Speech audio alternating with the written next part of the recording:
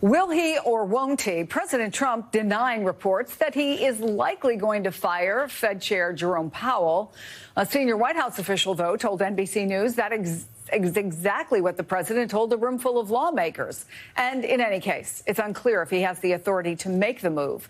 Joining us now, Democratic Congressman Eric Swalwell of California. Welcome back, Congressman. Trump says it's highly unlikely that he's firing Powell, even though he said something different, apparently, in a room full of Republicans. Do you believe him? He can't fire Powell. And Powell has said that he will not allow himself to be fired because the law protects Powell from being fired. So this is just Trump upset that he cannot, control somebody who is supposed to otherwise be independent. And so Trump is facing the reality here. And the lesson I take from this, when I listen to Powell, who has said that the president cannot fire him, is you have to make Donald Trump react. You have to keep him on his heels. Otherwise, he'll have the most vulnerable in our country on their heels. And the reason he wants to fire Powell and doesn't want him there is because Powell is not going along with the lunacy of the Trump tariff tax, where we're all paying more at Home Depot, at Walmart, at Target for the goods we consume because of Trump's tax. And Powell has not played into that and has not supported it and has said that inflation is happening and he's not bringing down the rates until it stops because of the tariffs. So if he doesn't have the power to fire Powell, and again, Powell has been very clear he's not going anywhere. If he tries, what do you see as the consequences, and does Congress have any role in this? Well, my Republican colleagues have completely abandoned any independent role to check abuses of power by the presidency, so I wouldn't count on them to do anything. But of course, Powell can go to the courts, and as inspectors general who were fired by Trump early on in the administration went to the courts, and some of them were able to stay because Trump was not able to fire them in the manner that he wanted. Powell will certainly have legal recourse. And the courts right now, and the free press, and the town squares that are full of people peacefully protesting, those three legs can hold up democracy. As the fourth leg, a check by Congress, is completely gone. But you have to, as I said, you have to force the president to make moves. Otherwise, the bully will be the one on offense. Now, Trump did leave open the possibility he could let Powell go for fraud, alluding to recent renovation, I think $1.5 billion of the Fed offices. Do you see a possible window there? Yeah, I don't.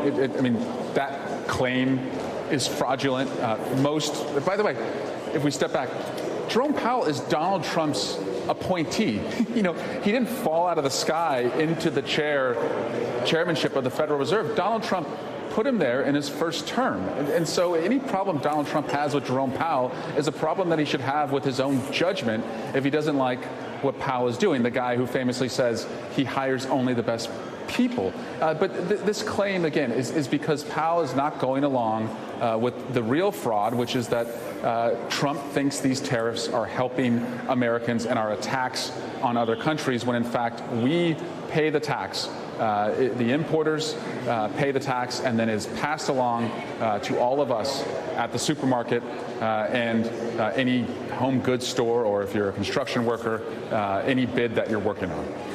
The other major story that came up at the president's presser is the controversy over the handling of the Jeffrey Epstein files. Speaker Johnson, as I'm sure you know, now calling for more information to be released, transparency. Do you and other Democrats now have common ground with the Speaker of the House?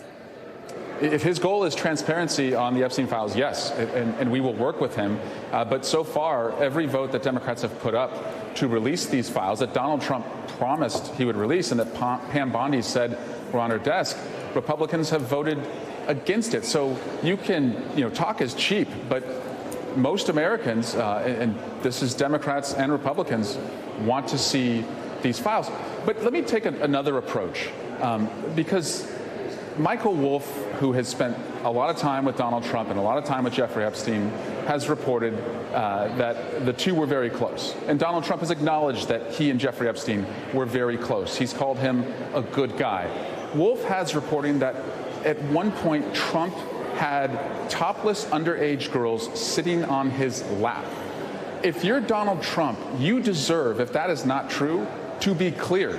That allegation should be cleared. And so if his supporters are not upset that, about the allegation, they may be upset that he is unwilling to clear his own name. So if he indeed did not do that, he should want his own name to be cleared and for these files to be public.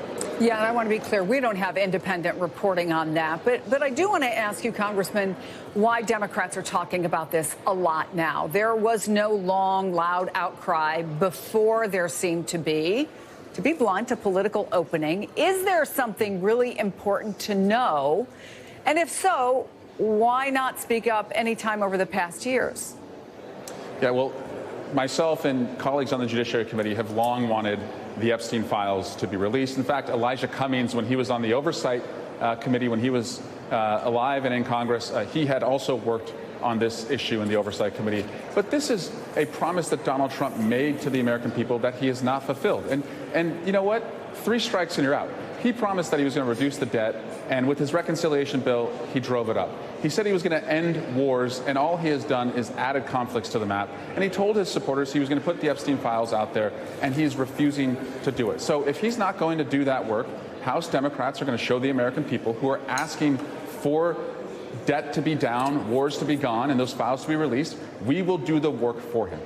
So let me just ask you why you think it's important, because we know that on the conservative side, the folks who have been following this closely and calling for this for 10 years, they, number one, do not believe any report that says that Jeffrey Epstein committed suicide. And they want to see what no one has seen, as far as I know, this supposed client list. Why, from your perspective, from Democrats' perspective, is it important for this information to get out there?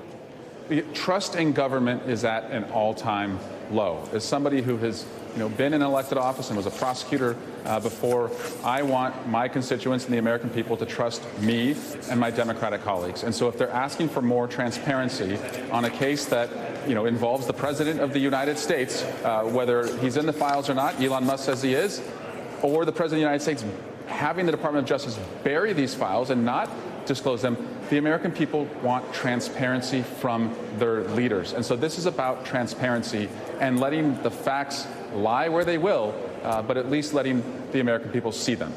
I'm genuinely out of time, Congressman, so I'll ask you to be brief. Nice to see you again. If you were a betting man, what do you think the chances are all of this gets released? It's not going to be released by Donald Trump. He today said his own supporters, he doesn't need them anymore if they want the files released. A man who says that does not seem very eager, to give into transparency, and looks more like he wants to protect himself. Congressman Eric Swalwell, thank you. My pleasure.